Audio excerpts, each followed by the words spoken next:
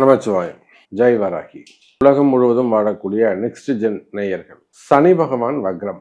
ஜூலை 17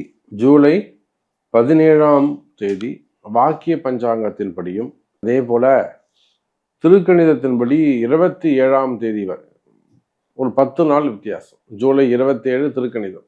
அப்ப எப்படி பார்த்தாலும் ஜூலை 17 சனி வக்ரம் ஆரம்பம். சார், இந்த சனினால எப்பேற்பட்ட ஜாம்பவானும் எப்பேற்பட்ட ஒரு ராஜாவும் படாத கஷ்டப்படுறாங்க. சில நபர்கள் எல்லாம் நான் நினைச்சு கூட பார்க்கல, சாமி இப்படி டைம் சேஞ்ச் ஆகணும், நான் நம்பவே இல்லை. அந்த ஜாதகம் ஜோசியம் இதெல்லாம் நான் நம்புறதே கிடையாது. தூக்கி போட்டு மிதிச்சுட்டு தள்ளி போயிட்டே இருப்போம், அசால்ட்டா போவோம். ஆனா இதெல்லாம் உண்மையோன்னு இப்ப எனக்கு நினைக்க தோணுது. அப்படிங்கிற வகையில் பல ராசி அன்பர்கள், நீங்கன்னு இல்லை, பல ராசி அன்பர்கள் சனி பகவானுடைய ஆட்டத்தை தாங்க முடியாம, குறிப்பா சிம்ம ராசி, கன்னி ராசி, மிதுன ராசி, தனுசு, மகரம், மீனம், மேஷம், ரிஷபம், அப்புறம் நீ யார் தாங்க சாமி இருக்காங்க? ஒரு 2-3 பேர் தான். துலாமு, விருச்சகம், ஏதோ கொஞ்சம் நிம்மதியா இருந்துட்டு போறாங்க, கடகம். அப்போ இந்த சனி வக்ரத்தால நீங்கன்னு இல்லைங்க, பலதரப்பட்ட மக்களும், ஏழை பரம ஏழையும், ஒரு ஏழை விவசாயி பெருமாள் இருக்காங்கன்னா அவரும், ஒரு தள்ளுவண்டியில கடை வச்சு வியாபாரம் பண்ணக்கூடியவங்களும், கடல் கடந்து பிஸ்னஸ் பண்ணக்கூடியவங்களும், கப்பல் வச்சு பிஸ்னஸ் பண்ணக்கூடியவங்களும், இந்த 7.5 சனியினால எவ்வளோ பேருக்கு பதவி போயிருக்கு, எவ்வளோ பேருக்கு ஒரு வாழ்க்கை டேமேஜ் ஆயிருக்கு. அப்போ இதுக்கெல்லாம் ரிவெஞ்ச் பண்ற மாதிரி ஆயிடுச்சு. நாம செஞ்சதுக்கு திரும்ப எதிர்வினை நடந்த மாதிரி ஆயிப்போச்சு. இந்த மாதிரி சூழ்நிலை மாறும், எனக்கு இந்த நிலைமை வரும்னு நான் நினைக்கவே இல்லை அப்படின்னு ஃபீல் பண்ற அளவுக்கு இந்த இதுவும் குறிப்பா இந்த மார்ச் 6ஆம் தேதிக்கு பிறகு, நான் சொல்றதெல்லாம் நீங்க தேதி குறிப்பிட்டு சொல்றேன், டேட்டா மென்ஷன் பண்ணி சொல்றேன். இந்த மார்ச் 6ஆம் தேதிக்கு பிறகு உங்க வாழ்க்கை படிப்படியாக எல்லாமே தலைகீழ மாற ஆரம்பிச்சிருக்கும். டோட்டலா சேஞ்ச் ஆயிருக்கும். நல்லா போய்கிட்டு இருந்த விஷயங்கள் எல்லாம் மாற ஆரம்பிச்சிருக்கும். உங்க நம்பிக்கை எல்லாம் தவிடுபடியாக இருக்கும். எப்படியும் காப்பாத்திடுவார், எப்படியாவது நம்ம ஜெயிச்சிடலாம், ஏதோ ஒரு விஷயம். அப்ப இந்த மாதிரி அதிகம் கவலையில் இருக்கக்கூடிய, உலகம் முழுவதும் வாழக்கூடிய என் அன்பு பக்தர்கள், வேர்ல்டு வைடு நீங்க எங்க இருந்தாலும் சரிதான், உலக நாடுகள்ல, இந்த பூமியில நீங்க எங்க இருந்தாலும் சரிதான், சனியினால் கஷ்டப்படக்கூடிய ஏறக்குறைய 11 ராசி அன்பர்களுக்கும் இந்த ஜூலை 17ஆம் தேதியிலிருந்து ஒரு புதிய வாழ்க்கை ஆரம்பம். உங்களுக்கான ஒரு சான்ஸ் கொடுக்கிறார் சாமி. உங்களுக்கு ஒரு சான்ஸ் கொடுக்க போறார், நீங்க ஒரு சான்ஸ் எடுக்கலாம். அப்போ இதுக்கு நீங்க என்ன செய்யணும்? இப்பவாது நம்பணும், சாமி என்ன செய்யணும்னு சொல்லுங்க அப்படின்னு கேட்டு முயற்சி எடுப்பீர்களே ஆனால் உங்களுக்கான புதிய வாழ்க்கை இந்த சனி வக்ரம். அப்போ இந்த சனி வக்ரத்தால பழைய தீமைகள் கலைந்து புதிய நன்மைகள் ஆரம்பம். என்னெல்லாம் நன்மை நடக்க போகுதுன்னு பார்க்கலாம் வாருங்கள். கன்னிராசி, எதுவுமே நடக்கல சாமி, எதுவுமே நடக்கல, வெறுத்து போயிட்டேன். ஒரு சில இடங்கள்ல வாக்குறுதிகளை கொடுத்து, இன்னைக்கு கொடுக்குறேன், நாளைக்கு கொடுக்குறேன், அடுத்த 5ஆம் தேதி கொடுக்குறேன், 20ஆம் தேதி கொடுக்குறேன், இப்படின்னு வாக்குறுதிகளை கொடுத்து விட்டு கொடுத்த வாக்குறுதிகளை காப்பாற்ற முடியாமல் புழுவாக துடிக்கக்கூடிய, புழு எப்படி துடிக்குமோ அப்படி வளைஞ்சு இப்படி கொஞ்சம் ஒரு மூஞ்ச அப்படி இழுத்துட்டு முழு உடலையும் அதுக்கப்புறம் ஒரு செகண்ட் கேப் கொடுத்து தான் இழுக்கும். புழு எப்படி மூவ் பண்ணும் பார்த்துருக்கீங்களா? தன்னுடைய முழு பலத்தையும் தலையில கொடுத்து ஒரு மூவ் பண்ணும், ஒரு செகண்ட் அப்படின்னு நிற்கும், அதுக்கப்புறம் பின்னாடி உடம்பை இழுக்கும்.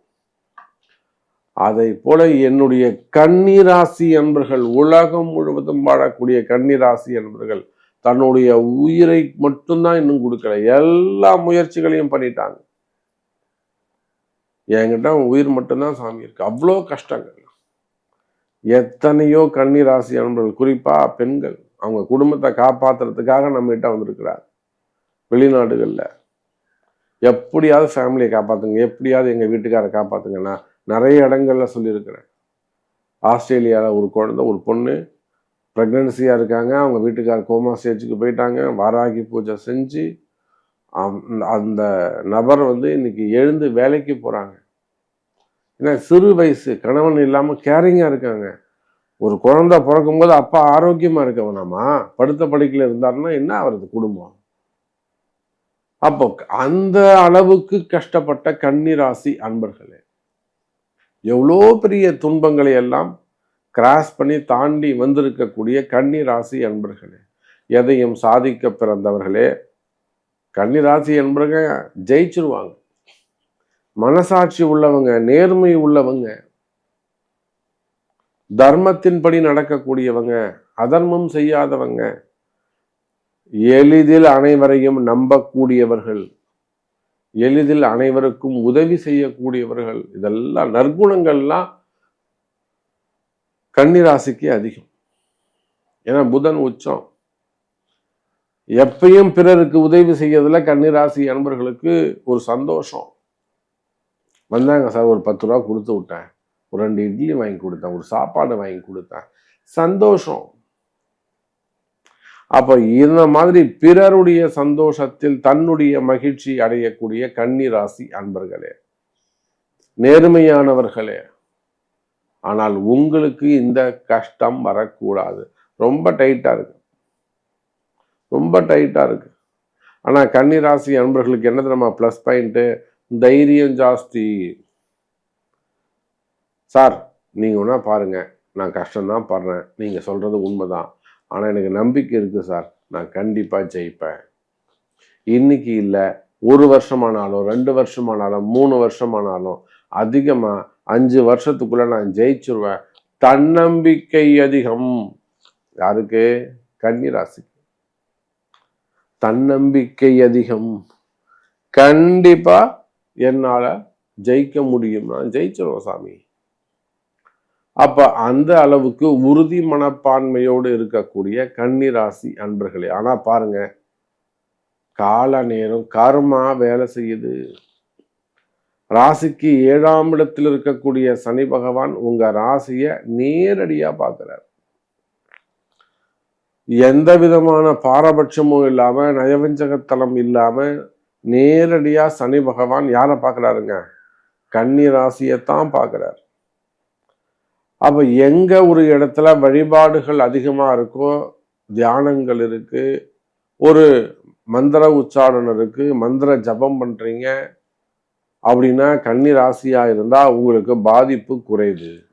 ஒரு சிவபெருமான் வழிபாடு, ஒரு சிவபூஜை பண்றது, கோவிலுக்கு கைங்கரியம் செய்யறது, தொண்டுகள் செய்கிறது, இதெல்லாம் உழவார பண்ணி செய்கிறது, அல்லது அன்னதானங்கள் செய்வது, வீட்டில் ஏதோ பூஜைகள் ஹோமங்கள் செய்கிறது, இதெல்லாம் உங்களுக்கு நல்ல பரிகாரங்களாக அமைந்து விடும். அப்ப கன்னிராசி அன்பர்களே, உங்களுக்கு இப்போ இருந்து வரக்கூடிய கால தாமதங்கள் எதுக்கெடுத்தாலும் டிலே ஆகுதுங்க சாமி, கால தாமதம் ஆகுது, தள்ளி போகுது.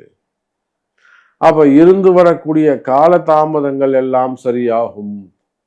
எனக்கு தெரிஞ்சு ஜூலை 17ஆம் தேதியிலிருந்து கன்னிராசி அன்பர்களுக்கு படிப்படியா வெற்றி மேல் வெற்றி கிட்டும், வளர்ச்சி இருக்கும், நன்மைகள் அதிகரிக்கும், வேலை இல்லாதவங்களுக்கு வேலை கிடைக்கும், வேலை மாற்றங்கள் இருக்கும், புதிய வேலை வாய்ப்புகள் அமையும், வெளிநாட்டு யோகங்கள் இருக்கும், வருமானங்கள் அதிகரிக்கும், ப்ரமோஷன்ஸ் பதவி உயர்வுகள் இருக்கும், உடல்நிலை ஆரோக்கியத்துல நல்ல முன்னேற்றம் இருக்கும், திருமண யோகங்கள் இருக்கும், குடும்பத்துல மகிழ்ச்சி.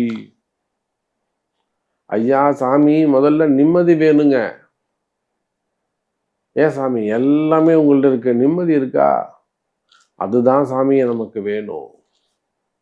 அப்ப குடும்பத்துல மகிழ்ச்சி, குடும்பத்துல நிம்மதி, உடல்நிலை ஆரோக்கியத்துல ஒரு நிம்மதி. அப்போ மகிழ்ச்சி அதிகரிக்கக்கூடிய காலம் கன்னி ராசி அன்பர்களே. அப்ப இந்த சனி வக்ரத்தால யாருக்கெல்லாம் நன்மைனாக்கா, கன்னி ராசி அன்பர்களுக்கு நன்மையை செய்கிறார் சனி பகவான். நன்றி சொல்லுங்க. இன்னும் கூட நல்லது நடக்கணுமா? உங்க பிறப்பு ஜாதகத்தின் படி வழிபாடு, எந்த கோவிலுக்கு போகணும், என்னைக்கு போகணும்னு தெரிஞ்சு போய் வழிபாடு செய்யுங்க. சாமியை பிடிங்க, சிவபெருமானை பிடிங்க. சனியை வெல்லலாம், நல்லது நடக்கும். சனி வக்ரம்.